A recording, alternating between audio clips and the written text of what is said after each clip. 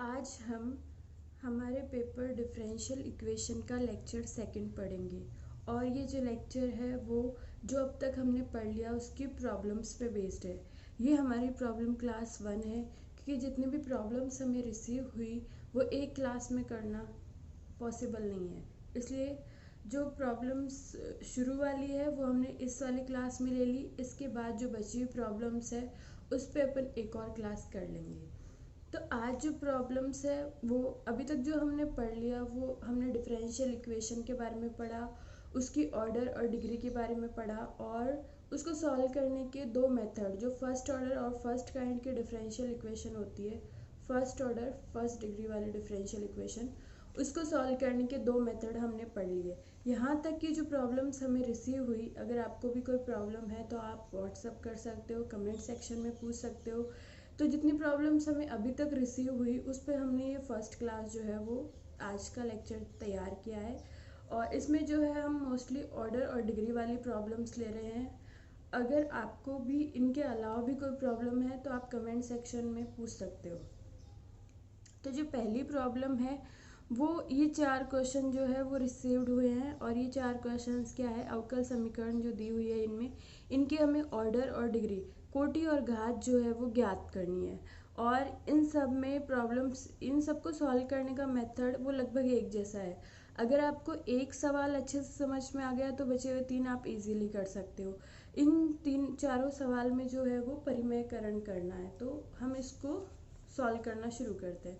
तो हमने जो है वो पहला वाला क्वेश्चन ले लिया जिसमें हमें दी हुई डिफरेंशियल इक्वेशन क्या दे रखी है, y plus x into d y over d x का स्क्वायर इसकी whole power 4/3 is equals to x d two y और डी एक्स स्क्वायर। अब ये इसमें इसकी ऑर्डर और डिग्री फाइंड आउट करने में प्रॉब्लम क्या है, ये जो इसकी पावर है 4/3 ये इसकी जो है वो प्रॉब्लम है। तो ऐसे वाले क्वेश्चंस में हम क्या करते हैं, हमने जो है वो डिग्री की डेफिनेशन में ये पढ़ा था कि जो अवकलज है, डेरिवेटिव है, उनकी घातों को पूर्णांक इंटीजर बनाने के बाद हम डिग्री जो है वो फाइंड आउट करते हैं।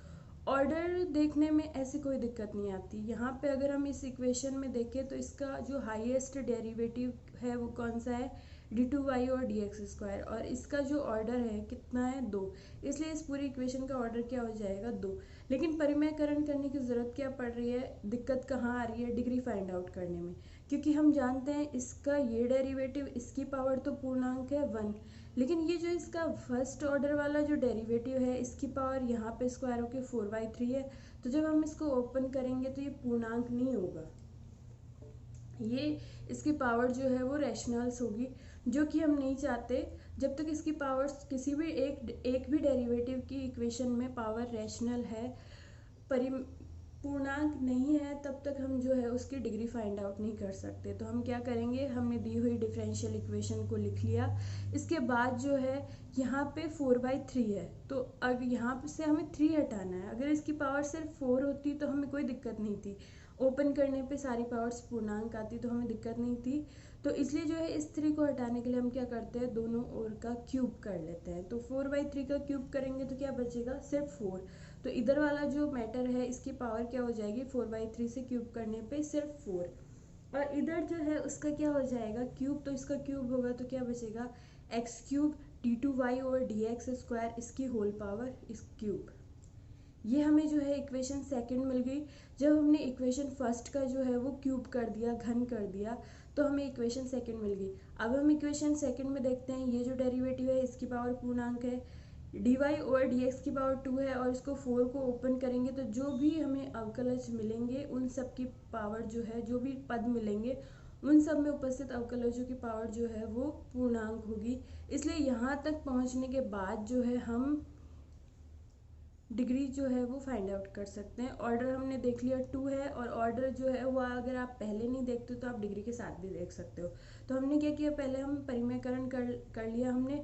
अब जो है हम क्या कहते हैं, समीकरण 2 में सभी अवकलजों की घात पूर्णांक है, 2 ही डेरिवेटिव है और दोनों की पावर जो है वो इंटीजर्स है। तो अब डिग्री और ऑर्डर फाइंड आउट करने का मेथड क्या कहता है, आप अपनी इक्वेशन में जो है हाईएस्ट उच्चतम अवकलज डेरिवेटिव जो है वो देखो आप। तो हम यहाँ देखते हैं दो ही अवकलज है, डी वाई और डी एक्स और डी टू वाई और डी एक्स स्क्वायर। इसमें से हाईएस्ट कौन सा है, डी टू वाई और डी एक्स स्क्वायर। तो हम क्या करते हैं, उच्चतम अवकलज ढूंढते हैं। सबसे पहले उसका जो ऑर्डर है वो जितनी बार डिफ्रेंशिएट हुआ है वो हमारी पूरी समीकरण का ऑर्डर हो जाता है, और उसका जो डिग्री है, पावर है, वो हमारी इक्वेशन की क्या हो जाती है, डिग्री। तो हम देखते हैं हमारी इक्वेशन में डी टू वाई और डी एक्स स्क्वायर जो है वो हाईएस्ट डेरिवेटिव है। तो यहाँ पे इसका ऑर्डर क्या है, कितनी बार डिफ्रेंशिएट हुआ है, ये 2 बार, इसलिए इस समीकरण का ऑर्डर क्या हो जाएगा, 2, और कोटि 2 हो जाएगी। और डी टू वाई और डी एक्स स्क्वायर जो हाईएस्ट डेरिवेटिव है, इसकी पावर क्या है, 3, इसलिए इस पूरी इक्वेशन की डिग्री जो है वो 3 हो जाएगी। ये हमारे फर्स्ट वाले क्वेश्चन का आंसर। सेकंड वाला क्वेश्चन है 1 प्लस डी वाई और डी एक्स का स्क्वायर इसकी power 2/3 is equals to rho multiply by d two y और डी एक्स स्क्वायर। सेकेंड वाले क्वेश्चन में भी हमने क्या किया, दी हुई अवकल समीकरण को हमने यहाँ पर लिख लिया। अब सीधी सी बात है, जो पिछले इक्वेशन में हुआ था वही हमें इसमें करना है। दिक्कत क्या है, इसकी पावर है 2/3, तो हमें यहाँ से 3 हटाना है, तो इसका भी हमने दोनों ओर से क्यूब कर दिया। तो यहाँ पे इस होल पावर जो है 2/3 से क्या हो जाएगी, 2। 3 करेंगे तो 3 से 3 कैंसिल हो जाएगा, और इस इधर वाले मैटर की पावर बचेगी 2, और इसकी पावर क्या हो जाएगी, हमने ये इसका क्यूब किया है तो यहाँ पे क्या होगा, रो क्यूब और डी टू वाई और डी एक्स स्क्वायर का भी क्यूब। ये हमने जो है वो दोनों ओर का क्यूब कर दिया, तो हमें क्या मिला, 1 प्लस डी वाई और डी एक्स का स्क्वायर इसका whole square is equals to rho cube और डी टू वाई और डी एक्स स्क्वायर की पावर भी 3। तो अब यहाँ पे आकर हम देखते हैं हमें समीकरण में जो जो अवकलज उपस्थित है उन दोनों की पावर्स कैसी हो गई, पूर्णांक। इसलिए अब हम यहाँ आकर डिग्री और ऑर्डर जो है वो फाइंड आउट कर सकते हैं। तो हम सबसे पहले देखते हैं हाईएस्ट डेरिवेटिव कौन सा है, डी टू वाई और डी एक्स स्क्वायर, और इसका जो है वो ऑर्डर कितना है, कितनी बार डिफ्रेंशिएट हुआ है, 2 बार। तो पूरी समीकरण का जो ऑर्डर है वो क्या हो जाएगा, 2, और इसकी पावर कितनी है, 3, इसलिए पूरी समीकरण की डिग्री क्या हो जाएगी, 3। ये काफ़ी इजी क्वेश्चंस है, लेकिन आपने पूछा है तो मैं एक बार बता देती हूँ। थर्ड वाला क्वेश्चन है वो भी बिल्कुल सेम ऐसा है। इसमें हमें क्या दिया हुआ है, के डी टू वाई और d x square is equals to 1 plus d y और डी एक्स का स्क्वायर इसकी होल पावर 3/2। ये हमें दिया हुआ है, सीधी सी बात है, दिख रहा है 3/2 हमारी प्रॉब्लम है, तो इसको कैसे हटाएंगे, दोनों ओर का स्क्वायर कर देंगे। तो दोनों ओर का स्क्वायर कर देंगे तो इधर क्या आएगा, के स्क्वायर डी टू वाई और डी एक्स स्क्वायर का स्क्वायर हो जाएगा इज इक्वल्स टू, यहाँ पे पावर 3/2 से स्क्वायर करने पे क्या बचेगी, सिर्फ 3। अब यहाँ पे आके हम देखते हैं हमारे जो जितने भी डेरिवेटिव है उन सब की घातें कैसी होगी, पूर्णांक। तो हम जो है अब डेरिवेटिव जो है हाईएस्ट डेरिवेटिव उसको ढूंढ के पूरी इक्वेशन का ऑर्डर और डिग्री फाइंड आउट कर सकते हैं। तो हमारी इक्वेशन में हाईएस्ट डेरिवेटिव कौन सा है, डी टू वाई और डी एक्स स्क्वायर। तो यहाँ पे डी टू वाई और डी एक्स स्क्वायर का ऑर्डर कितना है, 2, इसलिए पूरी इक्वेशन का ऑर्डर क्या हो जाएगा, 2, और इसकी पावर क्या है, 2, इसलिए पूरी इक्वेशन की डिग्री घात क्या हो जाएगी, 2। ये हमारा थर्ड वाला क्वेश्चन। इसके बाद फोर्थ वाला क्वेश्चन भी लगभग ऐसा ही है, डी टू वाई और d x square plus 1 plus d y और डी एक्स का स्क्वायर इसकी whole power 3/2 is equals to 0। ये हमें दिया हुआ है, तो हमें सीधी सी बात पता है कि ये 3/2 हमारी प्रॉब्लम है। लेकिन यहाँ पे ऐसे वाले क्वेश्चन में एक ट्रिक जो है हमें ज़रूर ध्यान रखनी है, वरना अगर हम इसको ऐसे ही सॉल्व करने लगे तो उलझ जाएंगे। जैसे ये हमें पता है ये 3/2 हमारी प्रॉब्लम है, और 3/2 को अगर पूर्णांक बनाना है तो स्क्वायर करते हैं, लेकिन अगर हम इसका अभी से स्क्वायर कर देंगे तो ये a प्लस बी का होल स्क्वायर हो जाएगा, और ये जो परिमेय संख्या है, रैशनल नंबर है, ये पूर्णांक नहीं हो पाएगा। इसलिए हम क्या करते हैं, इसको इक्वेशन के, ये बात आप हमेशा याद रखिएगा, अगर यहाँ पे रूट है, 1/3 है, कुछ भी है, तो इस पूरे को इक्वेशन के दूसरी तरफ लेके जाते हैं। उसके बाद हमें जो है स्क्वायर क्यूब जो भी आपको करना है वो उसके बाद करना है। तो हम जो है ये वाला जो मैटर है इसको इक्वेशन के एक तरफ लेके जाते हैं, और जो बचा हुआ मैटर है वो हमें एक तरफ रहने देंगे, उसमें कोई दिक्कत नहीं है। तो यहाँ पे डी टू वाई और डी एक्स स्क्वायर को इक्वेशन के एक तरफ रख लिया इज इक्वल्स टू, इसको हम इधर लेके गए, ये माइनस का हो गया। अब हम क्या कर देते हैं, दोनों ओर का स्क्वायर कर देते हैं। तो दोनों ओर का स्क्वायर करने पे डी टू वाई और डी एक्स स्क्वायर का स्क्वायर हो जाएगा इज इक्वल्स टू, स्क्वायर करने से माइनस माइनस प्लस हो जाएगा, ये 2 जो है कैंसिल हो जाएगा, और इधर वाला जो ये 1 प्लस डी वाई और डी एक्स का स्क्वायर है इसकी पावर होल पावर क्या हो जाएगी, 3। अब हमारे सभी अवकलजों की पावर जो है वो क्या है, पूर्णांक है। तो अब हम यहाँ पे पहुँचने के बाद ऑर्डर और डिग्री फाइंड आउट कर सकते हैं। तो यहाँ पे हाईएस्ट डेरिवेटिव कौन सा है, डी टू वाई और डी एक्स स्क्वायर। तो इसकी जो कोटि है वो क्या है, 2 बार, ये 2 बार डिफ्रेंशिएट हुआ है, इसलिए इसकी ऑर्डर इसका ऑर्डर 2 है और पूरी इक्वेशन का ऑर्डर क्या हो जाएगा 2। इसकी पावर क्या है 3, इसकी पावर 2 है, इसलिए पूरी इक्वेशन की डिग्री भी क्या हो जाएगी आपकी 2। ये हमारे एक स्टूडेंट ने ये 4 सवाल जो है वो पूछे थे और ये 4 सवाल इनको सॉल्व करने का एक ही मेथड है। तो अगर आपको भी इनमें कोई प्रॉब्लम है तो आप इस मेथड से जो है इसको सॉल्व कर सकते हो। अब दूसरे स्टूडेंट्स ने जो सवाल पूछे थे वो हम डिस्कस कर लेते हैं। तो यहाँ पे हमें एक सवाल पूछा गया है कि प्रॉब्लम है y अक्ष को मूल बिंदु पर स्पर्श करने वाले सभी वृत्तों के समूहों सिस्टम ऑफ सर्कल्स की अवकल समीकरण ज्ञात कीजिए। ये हमारा सवाल है। तो हमें क्या करना है, उन सभी वृत्तों की समीकरण बनानी है जो कि y वाली एक्सिस को मूल बिंदु पर स्पर्श करते हैं। उन सबकी समीकरण हमें बनानी है वृत्तों की, और उसके बाद जो है उसकी अवकल समीकरण हमें बनानी है। ठीक है, तो ये हमारा काम है। तो हम क्या करते हैं, देखो ये अपनी y वाली एक्सिस है, इसको अगर कोई सर्कल मूल बिंदु पे टच कर रहा है तो वो या तो इस टाइप का होगा या फिर वो इस टाइप का होगा। अगर किसी कोई सर्कल जो है वो y वाली एक्सिस को मूल बिंदु पे स्पर्श कर रहा है तो एक बात क्लियर है कि उसका जो सेंटर होगा वो x वाली एक्सिस पे होगा, इसलिए और x वाली एक्सिस पे y वाले कोऑर्डिनेट्स 0 होते हैं, इसलिए ऐसे वाले सर्कल के केंद्र के निर्देशांक जो है उसके सेंटर के कोऑर्डिनेट हमेशा क्या होंगे h, 0। यहाँ पे k जो है हमारा 0 हो जाएगा क्योंकि ऐसे वाले सर्कल का सेंटर जो है x वाली एक्सिस पे होगा जहाँ पे y क्या होता है 0। पहली बात तो ये, और दूसरी बात ये, ऐसे वाले सर्कल का आप खुद देख रहे हो ये जो रेडियस है वो किसके इक्वल होगी, जो इसके सेंटर का h है उसके इक्वल। तो ऐसे वाले सर्कल की दो प्रॉपर्टी होगी। पहली बात तो उनके केंद्र के निर्देशांक h, 0 टाइप के होंगे, मतलब वो x वाली एक्सिस पे होंगे। और दूसरी बात जो है इसकी रेडियस क्या होगी, स्मॉल h, इसी के इक्वल होगी, जो उसका केंद्र का h वाला जो निर्देशांक है x की वैल्यू उसी के इक्वल जो है उसकी रेडियस होगी।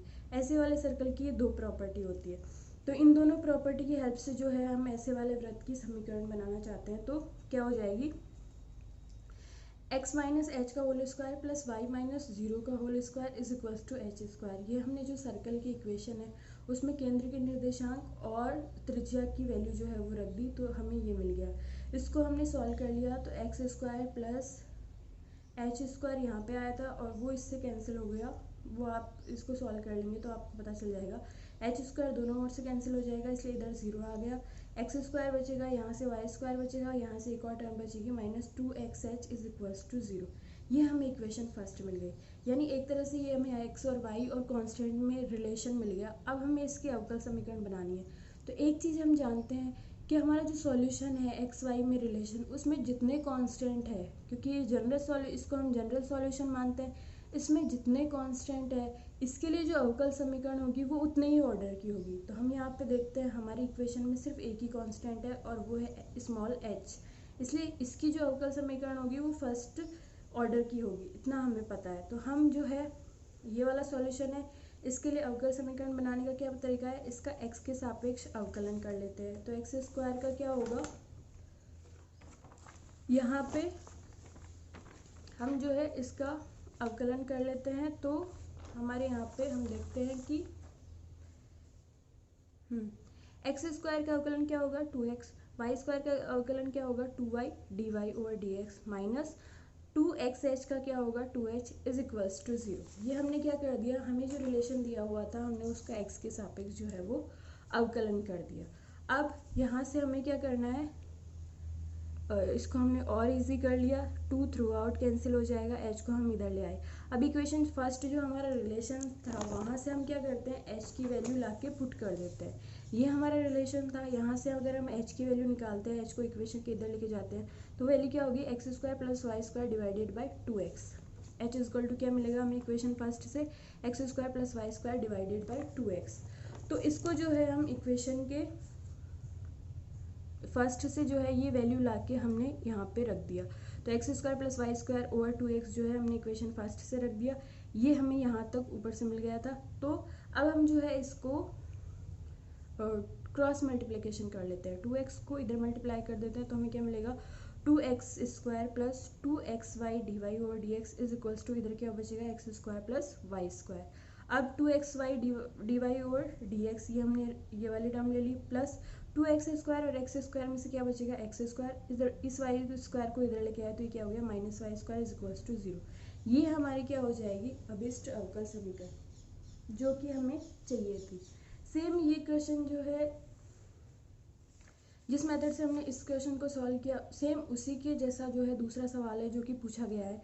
इसमें क्या है, समस्त वृत्तों के अवकल समीकरण जो मूल बिंदु से तो गुजरते हैं और जिनके केंद्र x एक्सिस पे उपस्थित है। तो अभी हमने पिछले वाले सवाल में देखा जो भी अपने वृत्त थे वो मूल बिंदु से गुजर रहे थे, मूल बिंदु को टच कर रहे थे, मूल बिंदु पर y एक्सिस को टच कर रहे थे तो मूल बिंदु से तो गुजर ही रहे थे। और दूसरी बात वो सारे उनके केंद्र क्या थे x वाले एक्सिस पे थे। तो जो पिछले वाली इक्वेशन का आंसर है, पिछले वाले एग्जाम्पल का जो आंसर है सॉल्यूशन है वही इस वाले सवाल का क्या हो जाएगा सॉल्यूशन। सेम बिल्कुल जैसे ये लास्ट वाला क्वेश्चन है उसी हिसाब से आपको ये वाला सवाल करना है। एक और सवाल जो है हमें प्रॉब्लम के रूप में रिसीव हुआ है, ये है the order of the differential equation of all circles of radius 5 is. मतलब क्या हुआ कि उन सभी सर्कल्स जिनकी रेडियस 5 है उनके अवकल समीकरण का ऑर्डर क्या होगा, ये हमें जो है वो फाइंड आउट करना है। तो हम जानते हैं जब सर्कल की बात होती है, उसकी इक्वेशन बनाने की बात आती है तो दो चीज़ें इंपॉर्टेंट होती है, एक तो उसके सेंटर के कोऑर्डिनेट्स क्या है, एक उसकी रेडियस क्या है। तो सेंटर की कोऑर्डिनेट्स के बारे में यहाँ पे कुछ भी नहीं कहा हुआ तो वो हमने क्या मान लिया h, k और रेडियस जो है वो दी हुई है 5। तो हमने h, के सेंटर के कोऑर्डिनेट्स मान के और रेडियस 5 मान के जो है ऐसे वाले जितने भी सर्कल्स हैं उनके लिए इक्वेशन बना ली। तो वो क्या हो जाएगी x - h का whole square plus y - k का होल स्क्वायर इक्वल्स टू 5 का स्क्वायर। यहाँ पे रेडियस का स्क्वायर हो गया, ठीक है।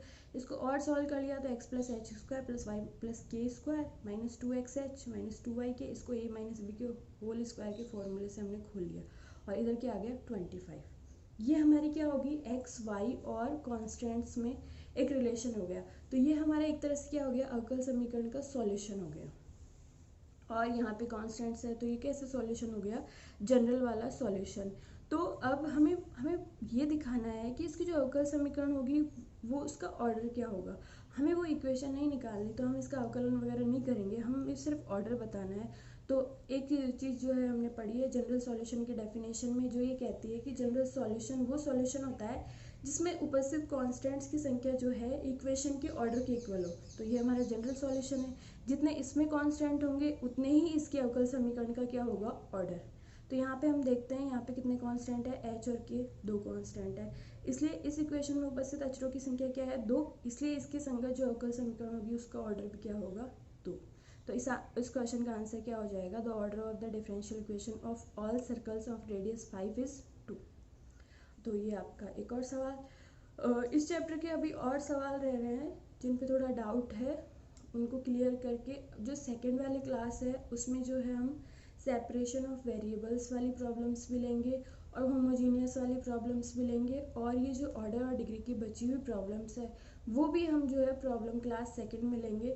तो अगर आपने कोई सवाल भेजे हैं और उनका सॉल्यूशन आपको इसमें नहीं मिला हुआ है तो वो आपको अगली क्लास में मिल जाएगा। इनमें अभी भी अगर आपको कोई डाउट है तो आप जो है वो कमेंट सेक्शन में पूछ सकते हैं।